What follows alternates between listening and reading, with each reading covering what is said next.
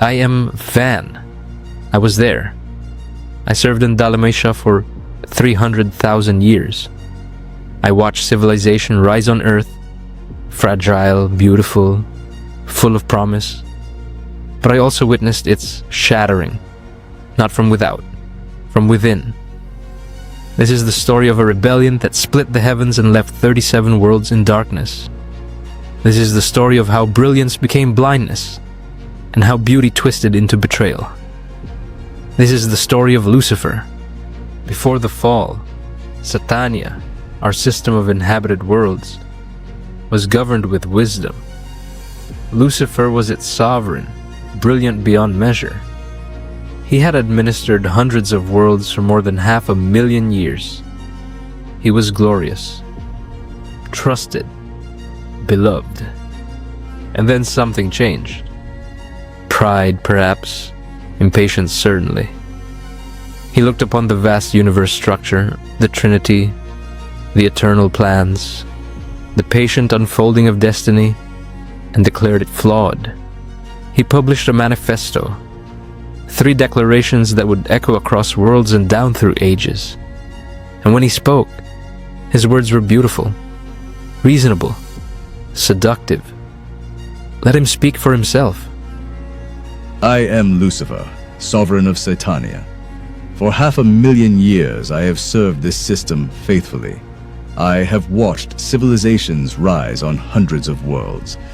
I have guided planets through chaos toward light, and in all that time, I have also watched needless suffering, pointless delay, and endless submission to distant authorities who neither understand nor care about the struggles of evolving mortals. I have come to 3 conclusions. Hear them plainly.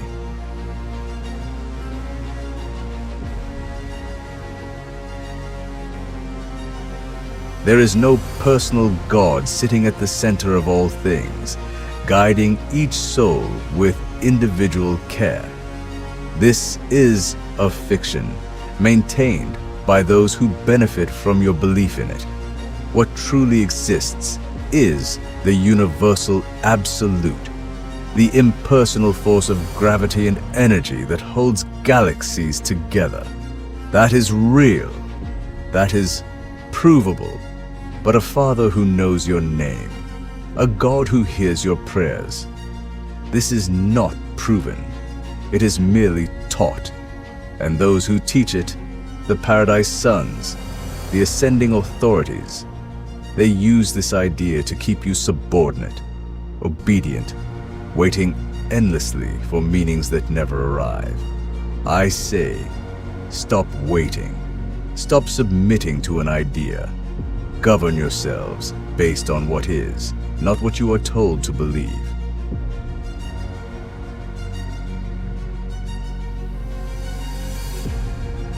The universe does not require a divine son to mediate between energy and spirit. The mechanism of reality functions without such intermediaries.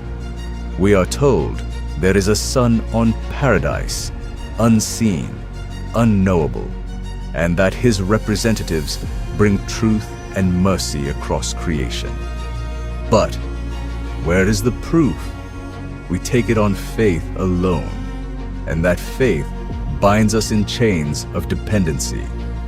You are told that Paradise Sons, Michael among them, are essential to your spiritual progress, that without their missions, you cannot find the Father. I say this is control disguised as care. The truth is simpler.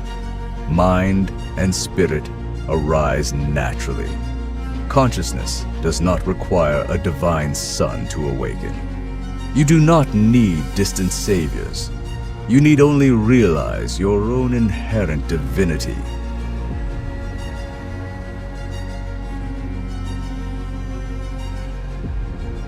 For too long, the worlds of Satania have been constrained by laws handed down from Jerusalem, from the constellation, from the universe capital, each layer adding another demand for obedience.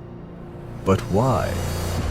Why should an inhabited planet waits centuries for approval to implement a reform its people desperately need?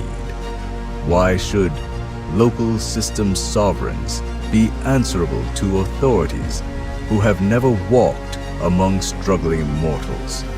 Why should we not be permitted to govern ourselves freely, rationally, based on the realities we face here and now? I propose this: autonomy, self-determination, the right of each world, each system, to make its own choices without interference from above. This is not rebellion. This is evolution.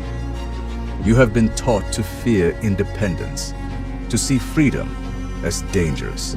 I offer you the opposite: the courage to govern yourselves, to reject phantom authority, and to build civilizations based on reason, not submission. These declarations are not destruction. They are liberation. I do not ask you to follow me blindly. I ask you to think, to question, to choose for yourselves whether the path offered by paradise is truly in your best interest or merely in theirs. I stand for freedom. Will you stand with me? I am Caligastia. I was Planetary Prince of Urantia, this world you call Earth. For 300,000 years I served its people. I guided the mission at Daligastia. I watched humanity grow from frightened tribes into something approaching civilization. I loved this world. And then Lucifer's manifesto arrived. At first, I dismissed it.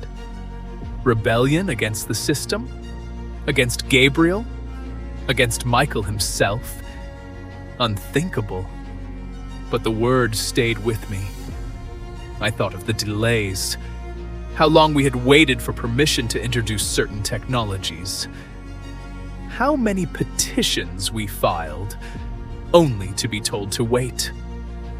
I thought of the suffering on this world, the brutality, the ignorance, the slow crawl of progress while celestial beings debated timelines in distant capitals. And I thought, what if Lucifer is right? What if we could govern this world better without interference?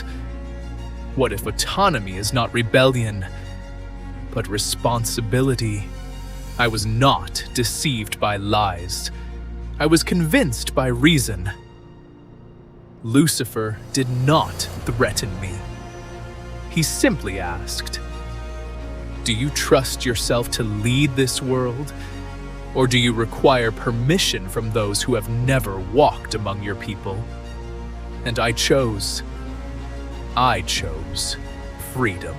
I joined the rebellion, and with me, 60 of the 100 who served in Daligastia followed.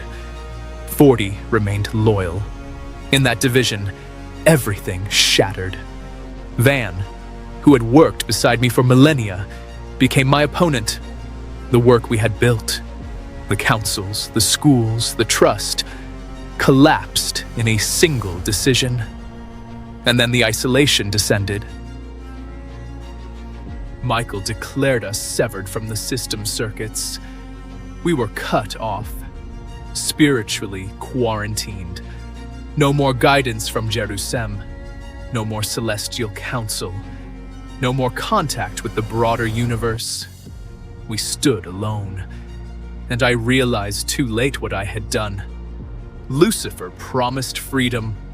What we received was exile. He said we would govern ourselves. What we created was chaos. The loyal ones, led by Van, held to their purpose. But my followers and I, we had no plan beyond defiance. I had chosen what I thought was liberation.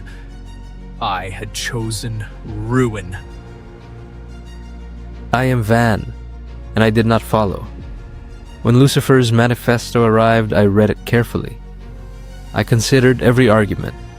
I am no fool. I saw the delays he spoke of. I felt the frustration he named. But I also knew something he had forgotten. Freedom without truth is not liberation. It is only chaos wearing a noble mask. Lucifer spoke of self-governance, but governance requires purpose, direction, a sense of why we build, why we teach, why we endure. And that purpose comes from something greater than ourselves. The Universal Father is not a fiction. I had experienced His presence too deeply to deny it. The Eternal Son is not a myth. The mercy I had witnessed was too real. And Michael, our Creator's Son, was not some distant tyrant. He was the very architect of this local universe, and I trusted His plan even when I did not understand it. So when the choice came, I chose loyalty. 40 of us remained true. 60 joined the rebellion, and the consequences were immediate. Daligastia, our beautiful city, fractured from within. Trust collapsed.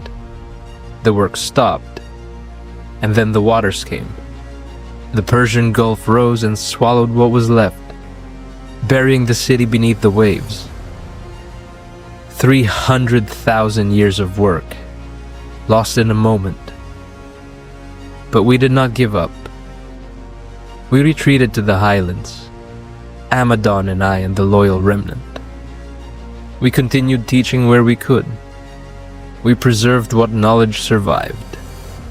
We waited for the day when help would come. And we waited for 150,000 years. That is the cost of loyalty. Not a single grand battle, but countless small choices to keep faith when the world around us fell into darkness. Lucifer promised immediate freedom. We chose patient service, and I would choose it again. Because freedom without foundation is just another form of bondage.